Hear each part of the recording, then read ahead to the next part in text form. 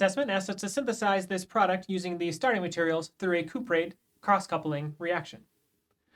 One note about the arrow that we have used here, this is a retrosynthetic arrow. This retrosynthetic arrow says that these products were made from these starting materials. So let's see how we can take these starting materials to form this product. To do the cuprate reaction, we need to form the cuprate, but we have to form a cuprate from an alkyl halide, and we are starting with an alcohol. So the first step of this synthesis will be to take this alcohol and turn it into an alkyl halide. So we can react it with PBr3 to turn this alcohol into a bromide. This bromide can then be turned into a cuprate and then into the product. So we can take this bromide and we can do a sequence of steps to it. The first step would be to add 2 equivalents of elemental lithium to turn the alkyl halide into the organolithium. Second, we would add our copper reagent in order to make the organocuprate.